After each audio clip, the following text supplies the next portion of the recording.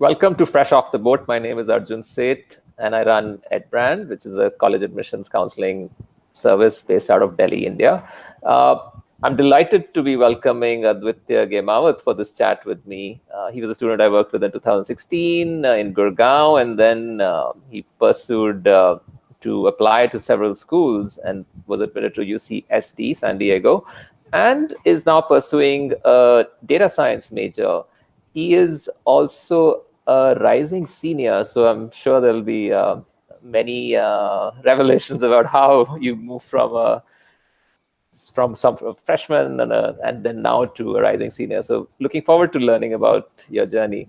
So the first question, Aditya, is what do you think happened when you arrived in UCSD early days? What was it like settling in? What resources did you use? And how do you figure your place in that system in the first few quarters there? Sure. Yeah, great question. I would definitely say that when I came to UCSD, like early on, so first of all, that was my first time in the US. So, and then like after I came here, I came with my parents, and there were a bunch of like other sort of like students as well, not only just like Indian students, but also students affiliated to my college, which is like John Muir College inside UC San Diego.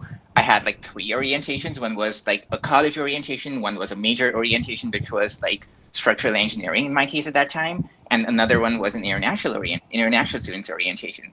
So I would definitely say that although I sort of heard that a lot of my friends, for example, faced some kinds of like inconveniences related to sort of like living first time outside of home, sort of like trying to adjust and adapt to a new environment. I would definitely say that my personal experience has actually been pretty positive.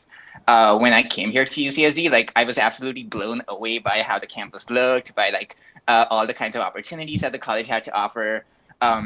When I came to college, I also got to meet a lot of people. I got to like look at my dorm. I got to like meet my roommates and my suite mates and stuff like that.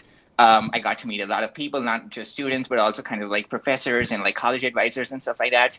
And I was really impressed not only by how big the college was and all kinds of opportunities and like all kinds of people and how kind the people were, but also in terms of the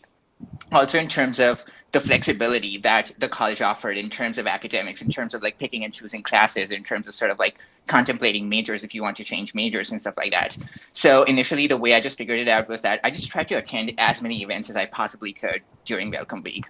I literally stuffed up my Google Calendar with like all sorts of events. Which would also like clash in timings, and then I would just try to sort of like make it to an event and then sort of like run to a different part of the campus to make it to another event, and meet a bunch of people in the process, try to like figure out how my 4-year plan would look like, what kinds of classes I can sort of take related to major requirements, general education requirements. But yeah, it was a pretty great experience. I didn't really feel I didn't sort of like really feel like homesick or anything like that, because I just felt that my entire day was kind of like packed with So you dived all sorts straight of like in. events happening. That's great. That's Yeah. great. UCSD being such a large public school, and then the famous college system, I believe they've added a new college. What is it really like? Did it work out for you being at John Muir? Is it a decision that you feel was a good fit, or what is it that you would have done if this wasn't? Mhm. Sure. So I would like to say that John Muir College is actually the best college at UCSD, and it's not actually me saying it. It's like most of the student body agrees to it, because Muir College is supposed to have the least number of GE requirements and the most flexibility in terms of the options that you can sort of take. All the other colleges have like either more GEs than Muir College, or they're sort of like more hard, like they're sort of like harder and stuff like that. But in Muir College, in my particular case, it was just a stroke of luck. Like I still remember when I was applying to UCSD and I was choosing between these residential colleges because I had to mention it. I had to mention it on the UC application. I remember like Ritu ma'am like telling me that, hey, just sort of like quickly research about these colleges to just sort of like see which of these are like STEM oriented and stuff like that. And it was a sheer stroke of luck that I indicated Muir College as my first preference, because most of the student body does that, around 30% or something like that. And if you don't indicate Muir College as your first preference, you're not going to get into that college. Um, and just because of the academic flexibility that Muir College offers, not only in terms of general education requirements, but also the social scene at Muir College, because it's supposed to be the most social college in terms of like all kinds of events that are sort of happening, all kinds of events where you can sort of like meet people, make new friends and stuff like that. It was the perfect decision for me, and to be very honest, it was a stroke of Fantastic. luck. So. What about other colleges? Like, I know you love Muir College, but Mhm, what is the system like, and what is the mhm. new college? Is it up and Sure. running? So with other colleges, so the way that these residential colleges work is that there can be people of any kind of a major, of like any sorts of majors that can be affiliated to any of these colleges. Like I was to Muir College. Each of these colleges sort of differ in their sort of like philosophy towards how they want to sort of like structure the college experience in terms of general education requirements, in terms of like how the college sort of like looks like in general, in terms of the kinds of events that they sort of have, in terms of anything that's like unique about them, in terms of like their particular close-knit communities. They're essentially sort of like close-knit communities in a large public university. And with other colleges, so first, yeah, so like I just told you, their general education requirements are relatively harder most of the time compared to Mir. If you are affiliated with particular colleges such as Revelle College, they have a lot of, I heard they have a lot of like bio-oriented sort of general education requirements. If you are affiliated to ERC, which is Eleanor Roosevelt College, they have a pretty hard writing sequence is what I heard. And so each of these colleges have kind of like their own sort of like details or sort of like their own things that students sort of like go through. But there are all kind of like different kinds of like college experiences as well. Like ERC is the most diverse. Warren, for example, is the most STEM heavy. For example, it has a lot of like people in STEM majors. So So yeah, yeah. these are great tips for listeners who are going to be applying. So thanks for sharing. About moving majors from structural engineering to data science eventually, uh, how does it work, and what are the requirements which overlapped and things that you had to do sort of Sure. fresh? So, a little bit of a very quick context here. Technically, I did not apply to structural engineering major at UCSD. Initially, I had applied for engineering sciences because of the typical Indian mentality that, hey, I want to do engineering, but don't know which kind. I was accepted to engineering sciences, and 10 days later, they canceled that major for some reason. And because engineering sciences was technically in the structural and materials engineering department of the School of Engineering, that was the reason why I got structural engineering. I didn't really know a lot about the field. I tried to research, but I also saw that UCSD actually has amazing opportunities in structural engineering as well. UCSD has the largest and most active structural testing facility in the world, and they have the world's largest outdoor shake table in the world as well. That's like related to sort of like earthquake engineering and stuff like that. So when I came to college as a structural engineering major, so I sort of took the first class in it as well. And there like the opportunities are pretty good in structural engineering as well. I also ended up performing well in the course, but the thing was that I did not see myself becoming a structural engineer. I did not see myself studying that major and then becoming something else or something like that. I wanted my major to sort of be more indicative of my personal interest and like what I can potentially do after I graduate. So I was really passionate about math as a subject since my high school. So I wanted something that revolves around it in a pretty good way, but also sort of has like more demand and sort of like what I can sort of like do in the industry. I boiled it out to two options, like Math CS, which is a joint degree in mathematics and computer science, and data science. Data science was a new major that was released at that time. I had received an email about it from the university. I tried to research about it, and like the field seemed like pretty like hot and like upcoming and stuff like that, and sort of like pretty emerging. The way that I basically just sort of like contemplate changing my majors with all the options that I had was that in large public universities, you probably need like a good GPA to get in their screening courses. So most of the majors I wanted to get in were capped. For example, data science, because it was a new major, was actually uncapped. I still had a variety of options to potentially choose from, but then I spoke with a lot of upperclassmen, college advisors, recruiters, professors, and ultimately made the decision to get into data science after I got to know about like their perspectives and recommendations, and when I got to learn in online Super. courses, Yeah, stuff that's like that. great. I'm glad it's working out for you. As a junior now, reflecting back, I think there'll be so many more experiences you've had with data science internships and this and that. But let's get to know a little bit more about data science and how it's taught at UCSD. What are the different requirements, tracks, and not just the academics, but the whole industry interface, if you will. So yeah, go ahead, brag about Sure. your school. Sure, of course. Yeah, broad question. So first up, like there's no industry consensus on the definition of data science. Probably the broadest definition that I can just say is that it's the science of data, like anything that has anything to do with data and stuff like that. All through sort of like structuring it, cleaning it, analyzing it, all sorts of things. So the data science major, of course, is a new major that got started when I was a freshman. And that was basically because one of the UCSD alumni, Tanir Halijiolu, had donated $75 million to UCSD, and that person was also the original operations engineer at Facebook in the early days of Facebook. And so he donated $75 million to UCSD, and then UCSD sort of started a new institute called HDSI, or Halijiolu Data Science Institute. And then under that, the data science major sort of like also came into existence. It was jointly administered by the Data Science Institute and the Computer Science and Engineering Department of the School of Engineering. And the major, I personally believe, first of all, it's rather specialized. It's not a general degree like a computer science. It's not a general computer science major. The coursework is relatively specialized. Most of the coursework that students deal with, or like I dealt with, was either in the data science department. Like actually there were DSE oriented courses specifically made for the major. So I would take data science courses or math courses or CSE courses. And even in math and CSE courses, they would rather be more tailored towards the data science major, and the coursework would be rather specialized. Towards the upper division curriculum, most of the courses are also sort of like pretty much in line with grad level coursework and stuff like that as well. For the industry perspective that you were asking me, I would definitely say that there are a lot of opportunities. There's a lot of great research happening on campus as well. They also have like industry representatives, and they're also sort of like trying to make efforts to get more people in, to have like career fairs, to have like information sessions, and we had a bunch of them from like all sorts of companies, large and small. We also had particular career fairs, particularly tailored to data science majors. So there's a lot of opportunities to grab, not only the Fantastic. university, but also in terms of industry.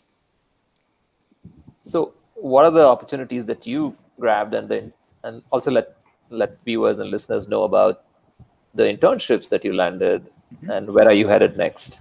Sure, of course. So so in the winter quarter of my freshman year, and first of all, UCSD follows a quarter system in case a person listening to this podcast doesn't know. So there's like 3 quarters in an academic year. In the second quarter of my freshman year, I joined a startup called Metrum Data, which is kind of like an analytics focused startup with kind of like a data science role. So I would be dealing with a lot of like open source social media data to sort of like make sense out of it, to sort of like build like different kinds of models to detect different kinds of things. And provide niche applications and insights. So that was my first technical experience that I got because I knew a friend that was working in that startup, and he was willing to refer me. And with that experience, I definitely got to learn a lot, not just about like data science, but also sort of about like coding in general and data science and the entire process of like cleaning data, analyzing data, building machine learning models, and so on and so forth. In the fall quarter of after my freshman year, I also got to intern at Fidelity International as a data science intern as well, where I worked with their analytics team. In my sophomore year, then I also tried to get into some research opportunities, and I'm working along the intersections of like machine learning and systems-oriented research at UCSD's Advanced Data Analytics Lab. Following these experiences, I wanted to get even more industry experiences, and I also was a data scientist intern at PwC. And following that, I actually got into a master's level data scientist internship program at Hewlett Packard as an undergraduate in my junior year, where I worked part-time with them in their team in San Diego during the academic year. And I just finished with them like last week, and now this summer I'll be interning at VMware as a machine learning engineering intern. You've been a busy bee with Yeah. data science, that I can tell you. So, if you were to look at, tech has this stereotype that kids who like tech don't like the liberal arts. Like you said, at Muir, the requirements are less, and hence that's what I chose. What about people outside of your major in the liberal arts, and are they also sampling data science for things that they do? And if you have, like, if you know people who've done that, what are the different concentrations or even minors they could do at the new data science school? at Yeah, UCSD? so yeah, people can definitely pursue minor in data science as well. I definitely have a lot of friends who are either data science minors or they're actually double majors. For example, one friend of mine is like a double major in political science and data science. Another friend of mine is actually majoring in management science with a minor in data science. So there are like all kinds of combinations that people are also sort of like picking and choosing and stuff like that. Some people are, for example, bio majors with data science minors because apparently they need their skills for laboratory work and stuff like that, or they just think that's cool, for example. So yeah, there are a lot of combinations and stuff like that. Even in the major requirements, students can actually petition up to 2 classes or up to 8 units of coursework outside of the major, and to actually count towards their major requirements, especially in kind of like a domain or a field of interest. Even apart from that, I would definitely say that the combination of general education requirements with major requirements is pretty good in my personal opinion. Like, not only did I get to delve deeper into my major and what it consisted of, or what it sort of like had for me to learn, but also I was also able to take classes in theater, in philosophy, critical and scientific reasoning, in cognitive science. Yeah, I just sort of feel that it sort of provided me a great perspective in terms of sort of like taking different kinds of courses, learning a variety of things, and sort of combining like non-STEM classes with my core area of interest as well. Um, Fantastic. So I'm going to switch gears and ask a few mhm. rapid fire questions. And the Sure, of first course. one is, if you were to look at this lockdown, and I don't know how shelter in place works on campus there, but what are the reflections you had? I know you were busy because you've just finished your quarter exams yesterday, I believe. Mhm. So what do you think has made you think about yourself? What changes or adaptations that have you sort of focused on to improve your mind, body, and soul, let's just say? Mhm. Sure. So first of all, on a personal level, after the quarantine, or I would like to say self-isolation in my case, because my classes are also like online right now, I've been sort of like taking out more time to sort of like pursue other hobbies and stuff like that. Like, I'm trying to like play the flute, solve like more Rubik's cubes and stuff like that, just some smaller hobbies I had. So I feel like it's sort of like great for me to, again, sort of like combine my work with some extracurricular activities as well.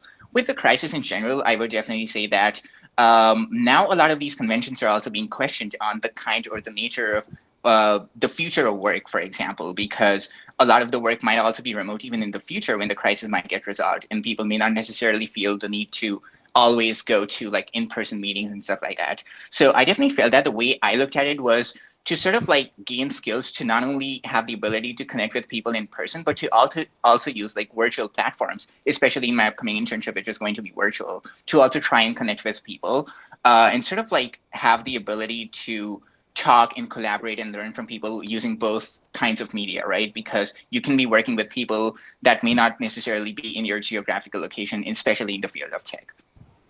That's great. Now, next question is, if you Mhm. were to pick three adjectives to describe your strengths, which words would you pick? Okay. I would say branding. Yeah, I would say branding, consistency, and hustle. I just made this up, but basically what Cool. this means is that I personally believe that now, like from all of my experiences at Brand as well, I also sort of felt that personal branding and storytelling is incredibly important, and it is also important in data science. So I definitely sort of feel that by making a brand out of like my particular experiences, by making a brand out of my experiences, I definitely sort of felt that I was able to like secure opportunities and stuff like that.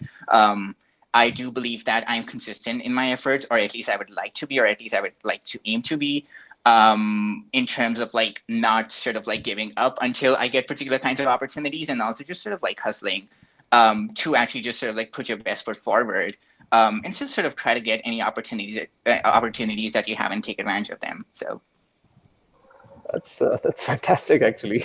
Good to know that you learned something about branding, personal branding, from the work we do. Fantastic.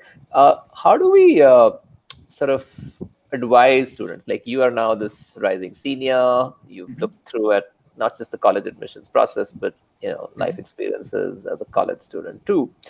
If you were to meet a 16, 17, 18-year-old who's applying to college this year, mhm. next year, what do you think are the first or second things they need to focus on?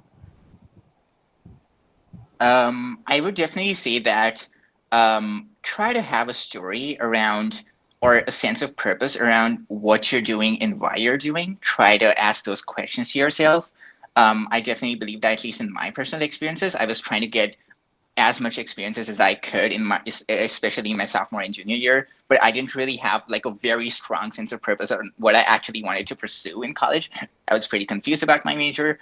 And while it is okay to do so, I still sort of believe that if students also sort of like focus not only on their grades and stuff like that and their experiences, but in terms of like weaving the story around how their experiences, how their academics, how everything that they have done and achieved actually is contributing to what they ultimately want to be, or why are you even doing all this and stuff like that. So I really sort of believe that that element of storytelling is incredibly important. I would also encourage them to like enjoy the process and to sort of like try to hustle and like apply to like as many options as they can, to sort of like do their due diligence and research about the colleges that are good fit colleges for them, for example. And just sort of like, yeah, just like enjoy the process, like take advantage of your peers and like everyone else that you can get that you can seek help from. So Thank you, Aditya. I think this has been a delightful conversation, a good way to reconnect, very purposeful. And I'm sure listeners, viewers would love to know more about your future success. We are organizing a few webinars, etc. And I will want to send you invites for that, figure out if it works for your schedule. So thank you again. Let's stay in touch. yeah, thanks for having me.